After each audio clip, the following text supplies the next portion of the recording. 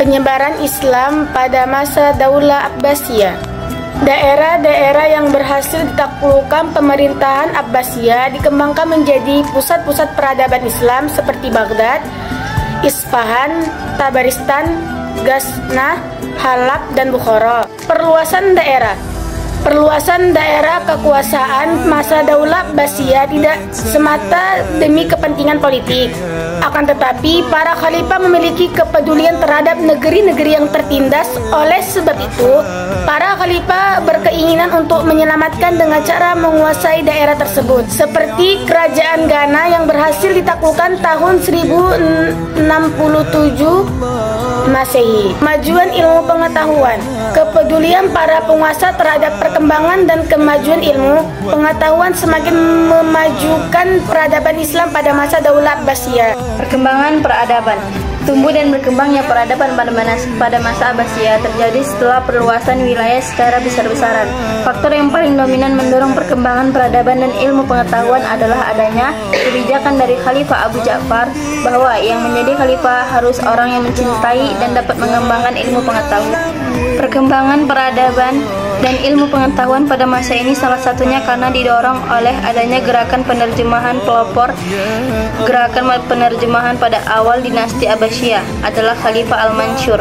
Pada penguasa Abbasiyah menugaskan para ilmuwan ke daerah Bizantium guna mencari naskah-naskah Yunani dalam berbagai ilmu, kemudian diterjemahkan. Selanjutnya gerakan ini didukung oleh Khalifah Al-Ma'mun dengan cara memberi imbalan pada hasil penerjemahan. Hal ini dilakukan karena keinginannya untuk mengembangkan ilmu pengetahuan.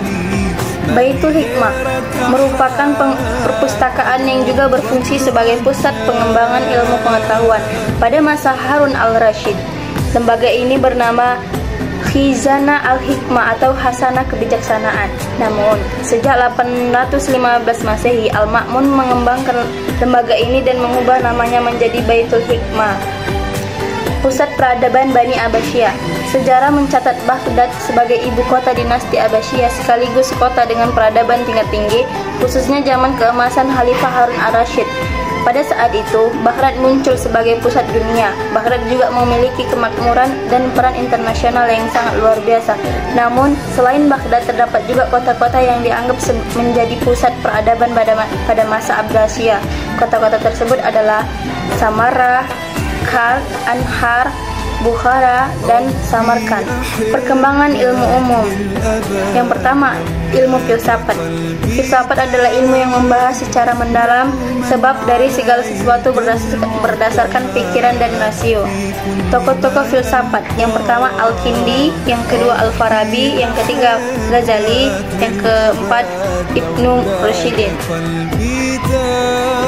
Kedokteran dan farmasi. Tokoh-tokoh di bidang kedokteran dan farmasi. Yang pertama Al-Raji, yang kedua Ibnu Sina, yang ketiga Ali bin Sahal.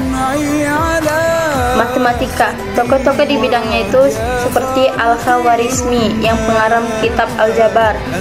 Yang kedua Al-Faruhan, yang ketiga Banu Nusa. Kimia, tokohnya itu Muslim, yang paling terkenal adalah Jabir Ibnu Hayyan. Astronomi.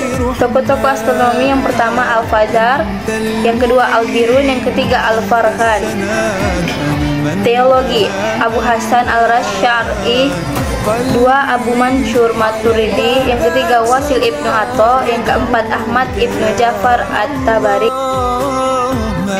Hadis merupakan sumber hukum kedua setelah Al-Quran. Hadis diperlukan untuk menafsirkan Al-Quran. Beberapa ahli hadis yang masyhur pada masa Abbasiyah antara lain yang pertama Imam Bukhari, yang kedua Imam Muslim, yang ketiga Imam Abu Daud, yang keempat Imam Ibnu Majah, yang kelima Imam At-Tirmidzi, yang keenam Imam An-Nasa'i. Yang hadis dari semuanya itu, kodifikasi Al-Bukhari dianggap paling identik sebab beliau berhasil mengumpulkan sekitar 600.000 hadis dengan 7.397 diantaranya dianggap sahih.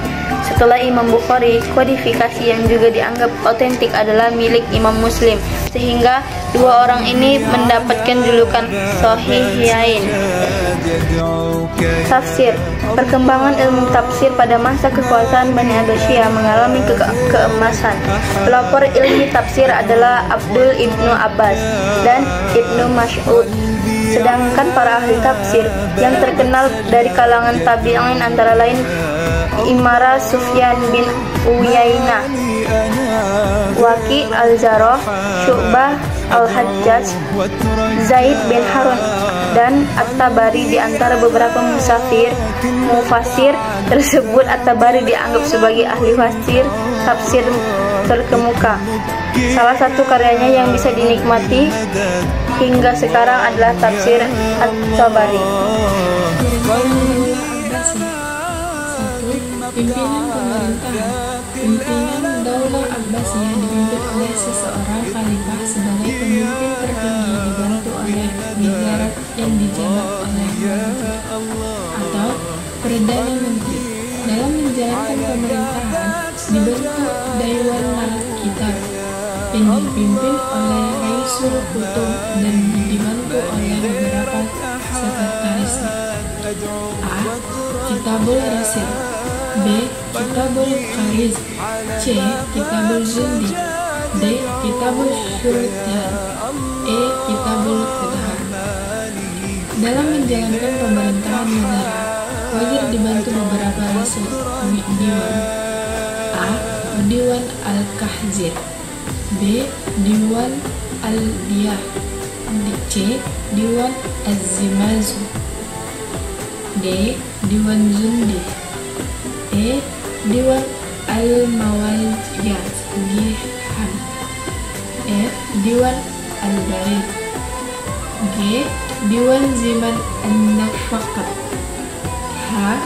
Diwan Ar-Rashid, I. Diwan An-Nadha Fil Madhib, J. Diwan Al-Qadr Wash Shurti, K.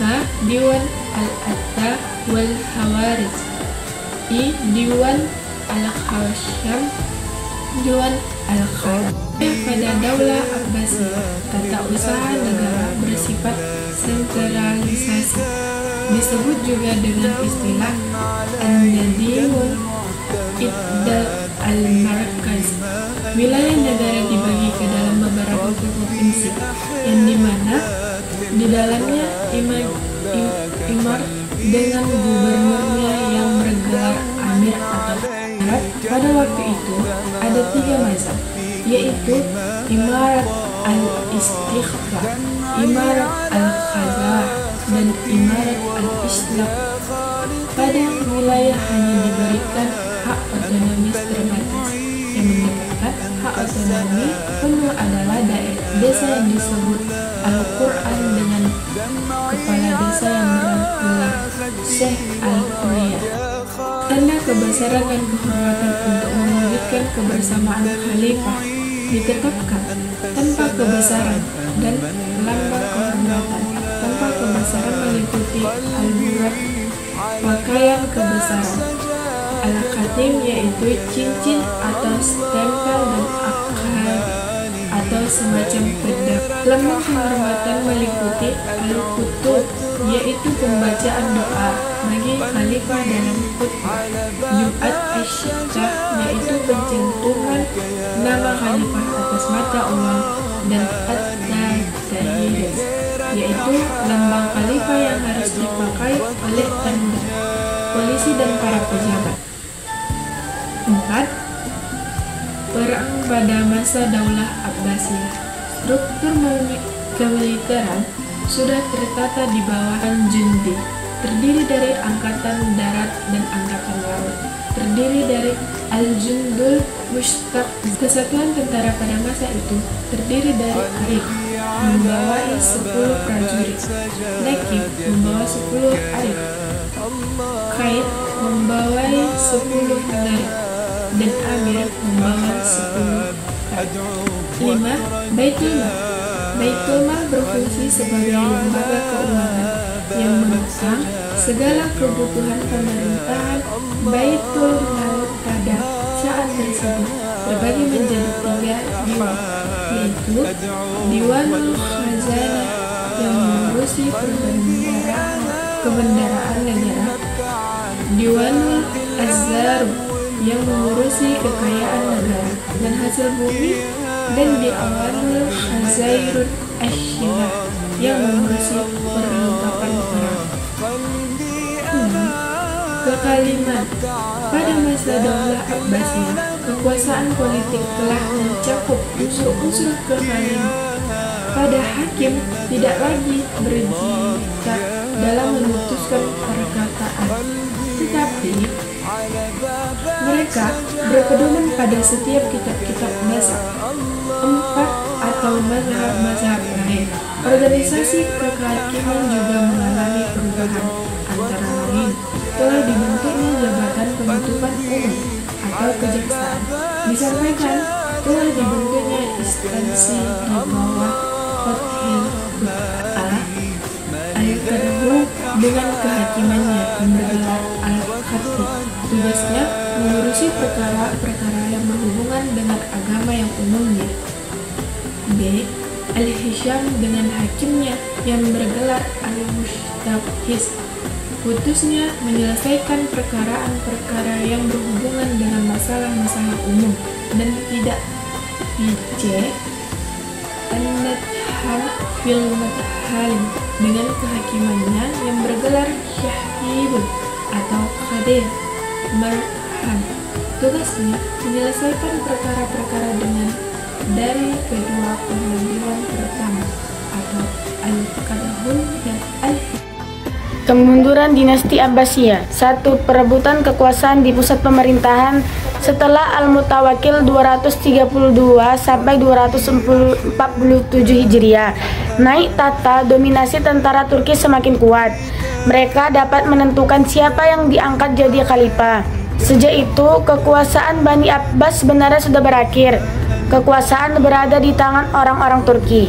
2. Munculnya dinasti-dinasti kecil yang memerdekakan diri, yang berkembasan Persia. Tohiriyah di Khurasan 205 sampai 259 Hijriah. Safariyah di Fars 254 sampai 290 Hijriah. Samaniyah di Ansoksania 261 sampai 389 Hijriah. Kemerosotan 3. Kemerosotan perekonomian. Pemasukan semakin kecil karena wilayahnya semakin berkurang, sedangkan pengeluarannya semakin membengkak karena kehidupan di istana yang banyak berfoya-foya. 4. Munculnya aliran sesat. Aliran sesat yang muncul selama dinasti Abbasiyah merupakan salah satu faktor yang dianggap mempengaruhi kemunduran peradaban Islam pada masa tersebut. Munculnya dinasti-dinasti kecil yang memerdekakan diri, kemerosotan perekonomian, serta munculnya aliran sesat dan fanatisme keagamaan untuk berkontribusi pada periode kemunduran tersebut. Kamu pengen terlihat keren tanpa bekerja? Jadi mahasiswa.